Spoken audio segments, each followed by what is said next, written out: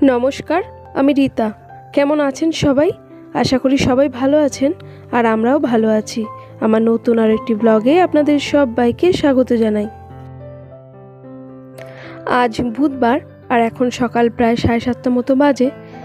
आसले कि हयेछे गतकाल रात थेके एत प्रचंड परिमाणे बृष्टि होच्छे जे ठंडा ठंडा वेदारे घुम थेके उठते आज बेश एकटु देरी हये गियेछे और एखोनो पर्यन्त बृष्टि पड़ेई जाच्छे।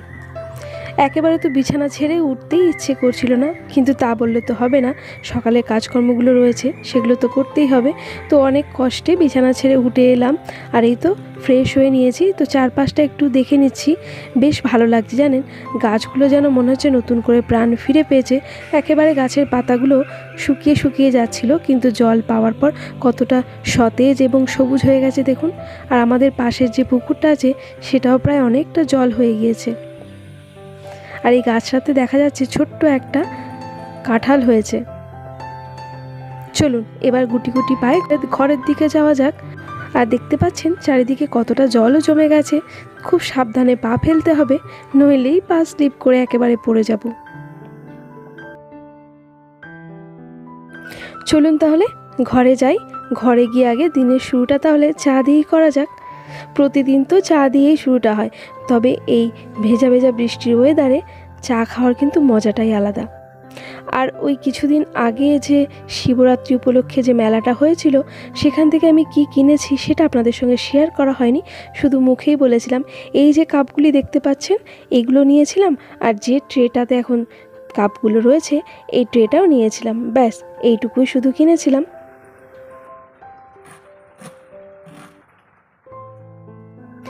এরপর বেশ কিছুটা সময় পার করে ফেলেছি। আর সকাল থেকে এত একনাগাড়ে বৃষ্টি হচ্ছে বলে আমি তো সংসারে কোনো কাজকর্ম সেভাবে করতেই পারিনি। বিশেষত যেগুলো থাকে আর কি, বাসন পড়ে আছে, জল তুলতে হবে, কোনো কাজেই হাত দিতে পারছি না। শুধুমাত্র ঘরে বসে যেটুকু করা যায় সেটাই করে নিচ্ছি। তো অনেকটা সময় পর বৃষ্টিটা সামান্য একটু ধরেছে, কিন্তু পড়ে যাচ্ছে টিপ টিপ করে। তো হাজব্যান্ড বললো একটা ভাড়া আছে ছোটোখাটো, তো বেরোতে হবে। তো এখন প্রায় 9:30 থেকে 10:45 বাজে। তো সেই কারণ গতকালের ভাত বেশ কিছুটা পরিমাণে পড়ে আছে জানেন, আর একটু ডালও আছে। তো ভাবলাম তাহলে একটু গরম গরম পেঁয়াজি ভেজে দিই, ওটা দিয়ে খেতে বেশ ভালোই লাগবে। আর তার সঙ্গে একটু ডালটাও গরম করে দেব। আর এই তো চটপট পেঁয়াজগুলি কেটে নিয়ে একটু নুন, হলুদ, লঙ্কা, ধনেপাতা সমস্ত কিছু দিয়ে এই ব্যাটারটা তৈরি করে নিলাম। আর এই তো আপনাদের সঙ্গে গল্প করতে করতে গরম তেলের মধ্যে টপাটপ বড়াগুলো সব ছেড়েও দিলাম। আর সত্যি কথা বলতে কি, এই বৃষ্টি ভেজা ওয়েদারে গরম গরম তেলে ভাজা খাওয়ার মজাই আলাদা, তাই না? তবে এই মজা আমার সাজা হয়ে দাঁড়াচ্ছে কেন জানেন? বৃষ্টি তো ভালো লাগে, কিন্তু চুপচাপ বসে তো দেখতে পারবো না। যত বৃষ্টি বাড়ছে আমার কাজ করতে ততই দেরি হয়ে যাচ্ছে, কারণ সমস্ত কাজ তো আমাকে বাইরেই করতে হয়। আর দেখুন এখনও টিপটিপ করে বৃষ্টি পড়েই যাচ্ছে। এখন তো মনে হচ্ছে এখানে যে কাজ করতাম, যে প্লাস্টিকটা টাঙানো ছিল সেটা না খুললেই বোধহয় ভালো হতো। তো দেখা যাক কি করা যায়, কারণ সংসারে কোনো রকম ধোয়া কাচার কাজ কিছুই করতে পারছি না। এখনও সিঙ্ক ভর্তি বাসন পড়ে আছে, ঘরে জলও তুলতে হবে, তো কোনোটাই তো হচ্ছে না। তবে হাজব্যান্ড যেহেতু এক্ষুনি বেরোবে খেয়ে দে, তাই এখানে ডালটা একটু গরম করে নিলাম আর কয়েকটা বড়া ভেজে তাকে আগে দিয়ে দিচ্ছি। আর সোনা এখন কি করছে চলুন দেখাই। সোনাকে বলেছিলাম তুমি বই নিয়ে পড়তে বসো, আর আমি বাবাকে ততক্ষণে খাবারটা দিয়ে দিই, তারপরে আমি তোমার কাছে এসে বসবো। কিন্তু এই দেখুন বাবা ফোনে কথা বলছে, আর এদিকে সে বৃষ্টির ওয়েদারে মনে হয় যেন কবি কবি হয়ে গেছে। বই একদিকে পড়ে আছে আর তার মাথা ঘুরে আছে অন্যদিকে। সব কিছু দেখে শুনে বললাম তাহলে চলো তিনজনেই একসাথে খেয়ে নিই। তো সোনাকেও এই সময়ের মধ্যে খাবারটা দিয়ে দিয়েছি। তো দুজনাই তো সকালবেলা ভাত খাচ্ছে, কারণ সোনার তো বরাবরের অভ্যেস সকালবেলা ভাত খেয়ে স্কুলে যাওয়ার। আর আজকে যেহেতু এত বৃষ্টি পড়ছে তো স্কুল যাওয়া হবে না, তাই ওদের খেতে দিয়ে আমি নিজের জন্য একটু মুড়ি আর কয়েকটা পেঁয়াজি নিয়ে নিলাম। চলুন তাহলে তিনজনে একসঙ্গে মিলে আগে সকালবেলার খাওয়াটা সেরে নিই, কারণ এই মুহূর্তে তো বাইরের কোনো কাজই করতে পারবো না, যেটাই করতে যাব সেটাই ভিজে যাবে। আর যেহেতু ঠান্ডাটা অনেক কমে গেছে আর এই বৃষ্টির জন্য এখন অসময়ে বেশ ঠান্ডা লাগছে, তাই জলে ভিজে কাজ করতে একেবারেই মন চাইছে না। কিন্তু ঘরে খাবার জলের খুবই অভাব দেখা দিয়েছে, তাই এই মুহূর্তে আমাকে একটা গামছা মাথায় দিয়ে জল আনতে যেতে হবে, কারণ এখন যদি আমি ছাতা নিয়ে যাই তাহলে ছাতা ধরবো না বোতল ধরবো জলের বুঝতে পারছি না, তাহলে তো ভিজেই যাব। তাই জন্য একটু বৃষ্টিটা টিপটিপ করে পড়ছে, গামছা মাথায় দিয়ে কয়েকটা বোতল নিয়ে একটু কল থেকে জল নিয়ে আসি। এই রকম বৃষ্টির দিনগুলোতে আমাদের মতো অতি সাধারণ মধ্যবিত্ত পরিবারে খুবই অসুবিধা হয়। এক তো যেমন রুজি রোজগারের সমস্যা হয়, তেমনি ঘরের কাজগুলো যে করব বাইরে বসে তার ক্ষেত্রেও অসুবিধা হয়। তাই ভালো লাগার চাইতে বেশি সমস্যার সৃষ্টি হয়। কিন্তু প্রকৃতির নিয়মের বিরুদ্ধে গিয়ে তো আর কোনো কিছু করা যাবে না, তাই না? আর এই তো আপনাদের সঙ্গে গল্পের ছলে বোতল এবং জগ দুটোই জলে ভর্তি করে নিয়ে চলে আসলাম। আর এই সময় সোনা বলছিল, মা তুমি জল আনতে যাচ্ছ, তাহলে আমি তোমাকে একটু ভিডিও শ্যুট করে দিই। তো আমি বললাম ঠিক আছে। ভিডিও এডিট করতে গিয়ে দেখি ছবিটা ভীষণই কাঁপছিল। আসলে বাচ্চা ছেলে তো, হাতটা এখনও সেট হয়নি। কি করছো তুমি? আবার প্লাস্টিক জোড়া দিয়ে টাঙিয়ে দেবে নাকি ওপর দিয়ে? এখানে কল, এই যেখানে বাসন মাজি এখানে টাঙিয়ে দেবে?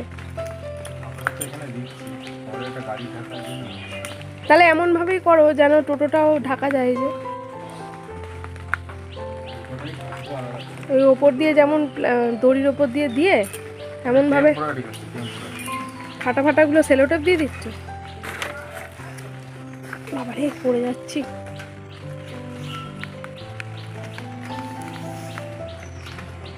একেবারে লম্বা করে দিয়ে দাও সেলোটেপটা। লম্বা করে দিতে গেলে আগে ধরার লোক নেই কেন? আমি আছি তো, আমি তোমার জন্মান্তরের সাথী। আমি না ধরলে কে ধরবে বলো? এই যে ধরছি। জন্মান্তরের সাথী? ছোট হাতি। ছাড়ো হাতি।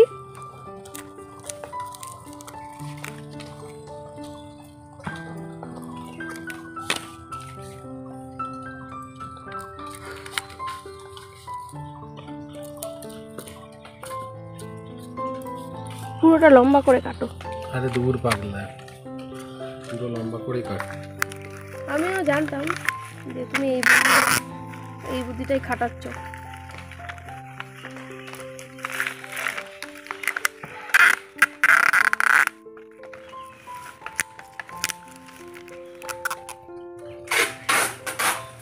এর আগের দিন যখন বৃষ্টি হয়েছিল তখন এত হাওয়ার ঝাপট এসছে যে সব মাদুর তোষক সব ভিজে গেছিল। কিন্তু কালকে শুধু বৃষ্টিই হয়েছে, ওই জন্য কিন্তু তাও ভয়ে এগুলো গুছিয়ে রেখেছি, গুটিয়ে রেখে দিয়েছি যাতে না ভেজে।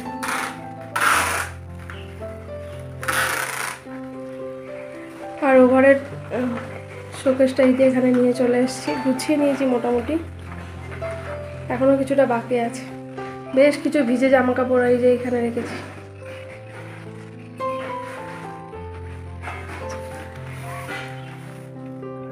হাজব্যান্ড কাজে বেরোনোর আগে বলল যে চলো তোমাকে এখানে একটা প্লাস্টিক টাঙিয়ে দেওয়ার ব্যবস্থা করি, নইলে তুমি কাজকর্মগুলো সেরে উঠতে পারবে না। এদিকে বেলাও হয়ে যাচ্ছে, দুপুরে রান্নাবান্নার ব্যবস্থাও করতে হবে। সকালের খাওয়া দাওয়া তো আগের দিনের বেঁচে যাওয়া ভাত থেকে হয়ে গেল, তো এখনও বেশ কিছুটা পরিমাণ ভাত আছে, তো সেটা দিয়ে দুপুরে কিছু একটা ব্যবস্থা করব। তবে আগে এখানে যে প্লাস্টিকটা টাঙানো ছিল সেটা ছিল একেবারে সাদা, তাই বেশ আলোর কোনো অসুবিধা হচ্ছিল না। কিন্তু এবারে যেহেতু কালো প্লাস্টিক টাঙানো হচ্ছে তো ঘরটা বেশ অন্ধকার অন্ধকারই লাগবে। সে যাক, কিন্তু আমার সমস্যাটা তো মিটবে, তাই না বলুন?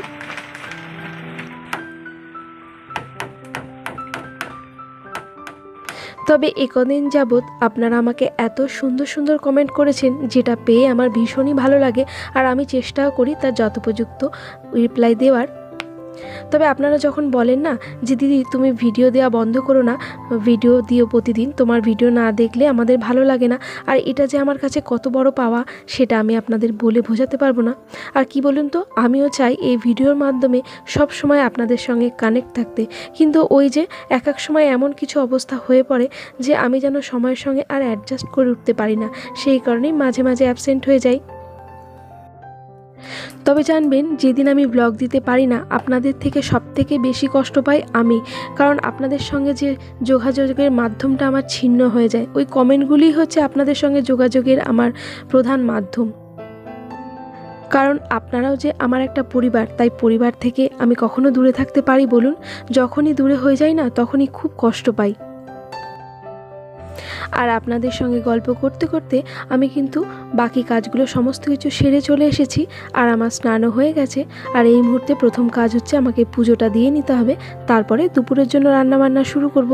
কারণ এখন প্রায় 12টা থেকে 12:30 বেজে গিয়েছে, তো আর খুব একটা দেরি করলে হবে না। তো ফুল তোলা তো সকাল থেকে হয়নি, হাজবেন্ডই এই কাজটা করে রাখেন। কিন্তু যেহেতু কাল রাত থেকে বৃষ্টি হচ্ছে, তাই সকালবেলা এই ফুলগুলো আমাকে তুলে নিতে হলো। তো জল পেয়ে ফুলগুলো এখনও বেশ তরতাজা আছে, দেখুন। চলুন, এই মুহূর্তে আর কোনো গল্প নয়, মাকে সুন্দর করে শৃঙ্গার করে নিয়েছি আর ফুল দিয়ে সাজানো হয়ে গেছে। তো একটু পুজোটা তাড়াতাড়ি আজকে সেরে নেব। মায়ের সঙ্গে এখন নিশ্চিন্তে বেশ কিছুটা সময় কাটাতে পারবো না, খুব অল্পের মধ্যেই সেরে নিয়ে তারপরে রান্নাঘরের দিকে ছুট মারতে হবে, নইলে তো পেট বাবাজি আবার কান্নাকাটি শুরু করে দেবে, তাই না? আর এই মুহূর্তে সেই পুরনো কথাটা আরও একবার মনে করিয়ে দিই। আমার আজকের ব্লগটি আপনাদের কেমন লাগলো একটা কমেন্ট করে জানাবেন। যদি ভালো লাগে একটা লাইক করবেন। আর এই ধরনের ব্লগগুলি যদি আপনারা প্রতিনিয়ত দেখতে চান, তাহলে চাইলে আমার চ্যানেলটি সাবস্ক্রাইবও করতে পারেন। আর যারা যারা তা অলরেডি করে ফেলেছেন, তাদের অসংখ্য ধন্যবাদ।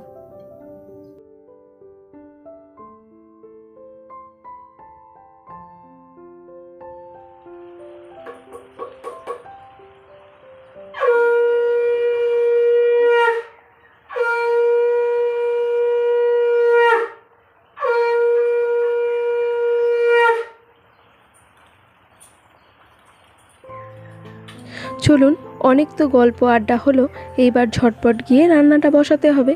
আর আজকে কি রান্না করব বলুন তো? হাজবেন্ড বলেছে আজকে তো সারাদিন ধরেই যেহেতু বৃষ্টি হচ্ছে, তাই এই বৃষ্টির মধ্যে খিচুড়িটা খেতে তার ভীষণই ভালো লাগে। সোনা একটু অপছন্দ করে, কিন্তু আজকে একটু খিচুড়িটা অন্যরকমভাবে বানাবো। কারণ গতকালের বেশ কিছুটা ভাত পড়ে আছে এবং ডালও পড়ে আছে। আর দিন আনা দিন খাওয়া পরিবারে কোনো খাবার ফেলে দেওয়া একেবারে চলে না। আর সত্যি কথা বলতে কি, মা অন্নপূর্ণাকে ফেলে দেওয়া উচিত নয়। তাই ভাবছি ফ্রিজে তো ছিল খাবারগুলো রাখা, তাই বেশ ভালোই আছে। আর যেহেতু ঠান্ডা ঠান্ডা, তো সেটা দিয়েই একটু ব্যবস্থা করে নেব। আর এমনভাবে রান্না করব যে সবাই চেটেপুটে খাবে। তো এই তো আপনাদের সঙ্গে গল্প করতে করতে কিছুটা পরিমাণে চাল এবং ডাল হাঁড়িতে দিয়ে দিয়েছি। তবে আজকে মুগ ডাল নেই, পুরো খিচুড়িটা মসুর ডাল দিয়েই হবে। তো কিছুটা চাল আর ডাল দিয়ে ভালো করে ফুটে গেছে। আর তার মধ্যে একটু সবজি বলতে ছিল ঝিঙে, আলু, টমেটো, এগুলো দিয়ে দিয়েছি। আর আগের দিনে যে বেঁচে যাওয়া ভাতটা ছিল, ওটাকে একটু ভালো করে জলে ধুয়ে নিলাম। তো এটা যখন পুরোপুরি সেদ্ধ হয়ে গেছে, সেই অবস্থায় আগের দিনের বেঁচে যাওয়া ভাতটা এর মধ্যে মিশিয়ে দিলাম। আর ডালটা তো আগেই মিশিয়ে দিয়েছি। সমস্ত জিনিসটা খুব ভালোভাবে নেড়েচেড়ে নিলাম। আর এবার তো মশলাও কষিয়ে দিতে হবে। তবে তার আগে বেগুনটা ভেজে নিলাম, কারণ গরম গরম বেগুন ভাজা দিয়ে খিচুড়ি খেতে বেশ ভালো লাগে। একটু পাঁপড়ও ভেজে নিতে হবে। তো এই তো এখানে মশলা বলতে জিরে আদা বাটা, তবে যেহেতু মুসুর ডাল আর বাসি খাবার ছিল, তাই একটু পেঁয়াজ রসুনও অল্প করে মিশিয়েছি। আর এই যে নামানোর আগে শেষের দিকে একটু ঘি আর একটু গরম মশলাও অ্যাড করে দেবো। ব্যাস, আমার খিচুড়ি তৈরি হয়ে গেছে। আর পাঁপড়গুলো আগে ভেজে নিয়েছিলাম। এইবার সার্ভ করে দেওয়ার পালা। তো 3টে থালা নিয়ে নিয়েছি 3 জনের জন্য। আর গরম গরম খিচুড়ি এই যে বেড়ে নিচ্ছি। সঙ্গে হচ্ছে বেগুন ভাজা আর পাঁপড় ভাজা। তবে সোনা তো বেগুন ভাজা একেবারেই পছন্দ করে না, সে খাবেও না, তাই তার জন্য শুধু পাঁপড় ভাজা। চলুন তাহলে এবার খেতে বসা যাক। হাজব্যান্ড সবেমাত্র কাজ থেকে বাড়ি ফিরেছিল, কিন্তু এদিকে আমার প্রচণ্ডই খিদে পেয়ে গিয়েছিল, কারণ আমি তো শুধুমাত্র মুড়ি খেয়েছিলাম। আর এখন বেলা প্রায় 1:30 থেকে 1:45 মতো বাজে। তো তাই বললাম আগে খেয়ে নাও, তারপরে তোমাকে গরম জল করে দেবো, সেটা দিয়ে স্নান করো, কারণ ওয়েদারটা প্রচণ্ডই ঠান্ডা। আর এই তো তাই শেষমেশ 3 জনায় মিলে একসাথে খেতে বসে পড়লাম। আর খাওয়ার পর হাজব্যান্ড কিন্তু বলেছিল যে খিচুড়িটা অসাধারণ হয়েছে, মানে খুবই টেস্টি হয়েছে। আপনারাও কিন্তু বেঁচে যাওয়া খাবার ফেলে না দিয়ে এইভাবে আমার মতো ট্রাই করে দেখতে পারেন, খারাপ হয় না কিন্তু খেতে। চলুন তাহলে আজকের ব্লগটা এই পর্যন্তই। সকলে ভালো থাকবেন, আবারও দেখা হবে।